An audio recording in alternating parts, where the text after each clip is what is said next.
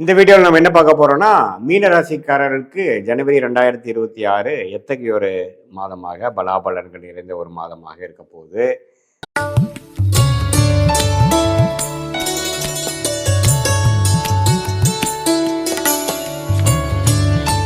ரெண்டாயிரத்தி 26 ஆண்டு பிறக்கும் பொழுது, ஜனவரி மாதம் பிறக்கும் பொழுது மீனராசிக்காரர்களுக்கு என்ன நடந்து கொண்டிருக்குன்னா, ஜென்மசனியே நீடித்து கொண்டிருக்க போகிறது.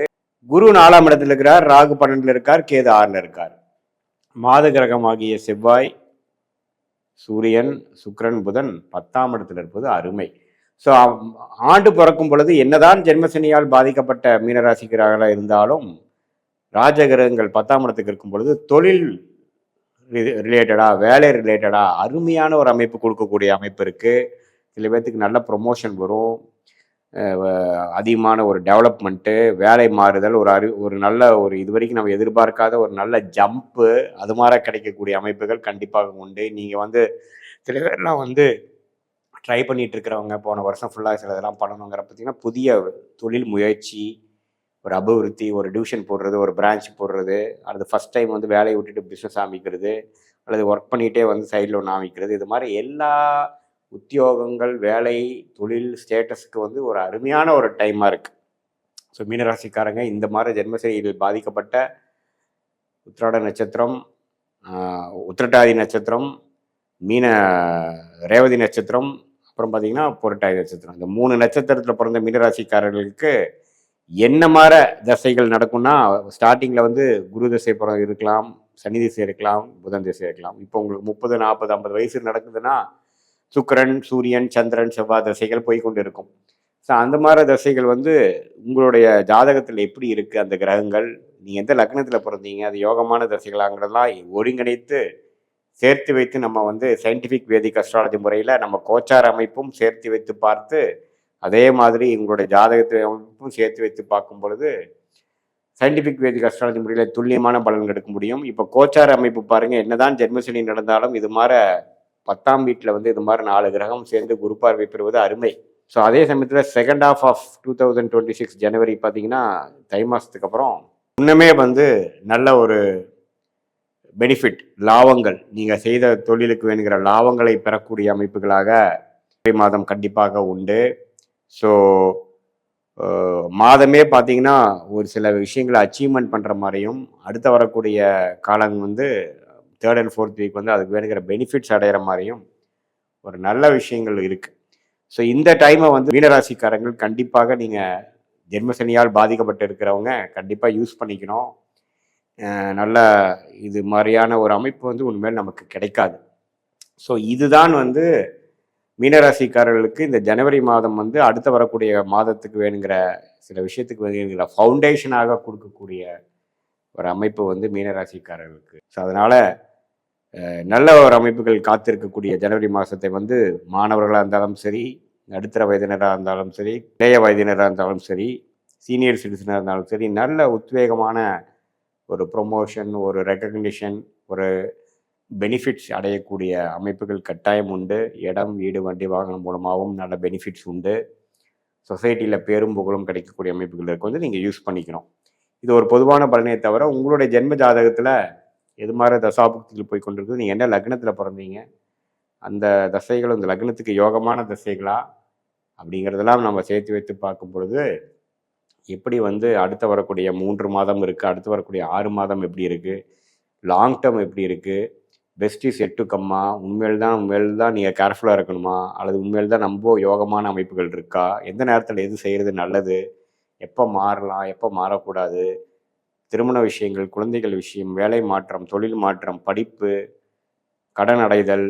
உடல் உபாதைகள் எப்போ சரியாகும், இது மாதிரி எல்லா வாழ்க்கைக்கு தேவையான இம்பார்ட்டண்டான விஷயங்கள் உங்களோட தசாபுக்திகள் என்ன ஆதிபத்தியம் போய்கொண்டிருக்கிறது, இப்போ கோச்சாரத்தில் நம்ம பேசின அமைப்புகள் எப்படி இருக்குங்கிறத ஒருங்கிணைத்து சயின்டிஃபிக் வேதிக் அஸ்ட்ராலஜி முறையில் நம்ம பார்க்கும் பொழுது துல்லியமான பலன்கள்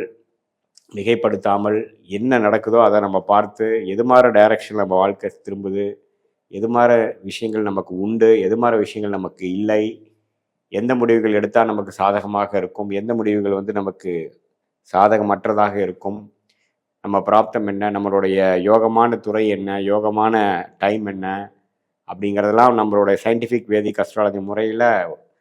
18 வருஷம் அனுபவத்தில் நம்ம ஒரு 40-50 ஜாதகம் பார்த்த அனுபவத்தில் வந்து எது மாதிரி அமைப்புகள் கொடுக்குது உங்களுக்கு, எந்த மாதிரி டைமில் நீங்கள் வந்து அதை பண்ணலாங்கிற ஒரு கிளாரிட்டி பெற்று அதுக்கு தகுந்த மாதிரி முடிவுகளை எடுத்து தேவையற்ற விஷயங்களை தவிர்த்து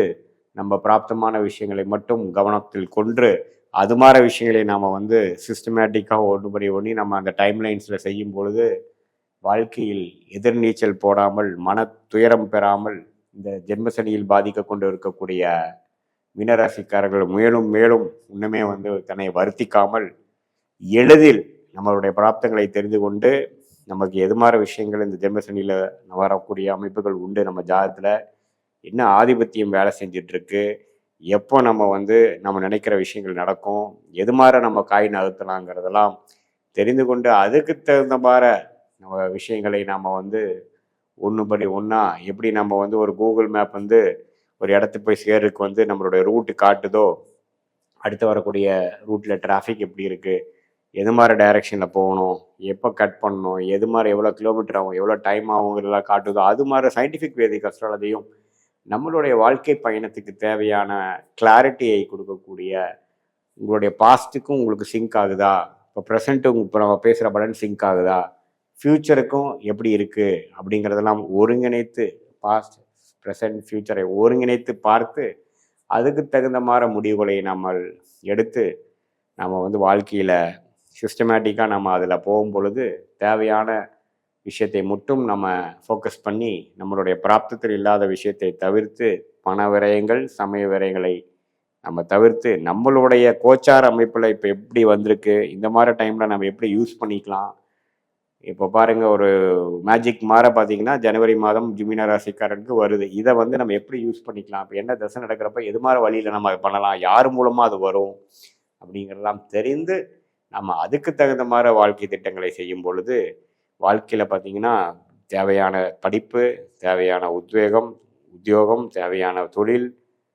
கல்யாணம், நமக்கு எது மாதிரி அமைப்புகள் உண்டு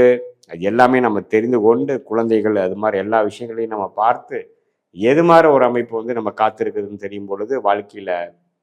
நல்லதாக வந்து ஒரு உத்வேகம், அந்த உத்வேகம் எங்கேருந்து வருது அப்படின்னு பார்த்தீங்கன்னா கிளாரிட்டி. இந்த கிளாரிட்டி எங்கேருந்து வருதுன்னு பார்த்தீங்கன்னா நம்மளுடைய மென்டாலிட்டிக்கும் நம்ம காத்திருக்கக்கூடிய ஃப்யூச்சருக்கும் சிங்க் ஆகுதா அப்படிங்கிறதையே நம்ம வந்து தெளிவாக பார்த்து அதுக்கு தகுந்த மாதிரி முடிவுகளை வந்து நம்ம ஆலோசனை பெற்று அவசரப்படாமல், கோபப்படாமல்,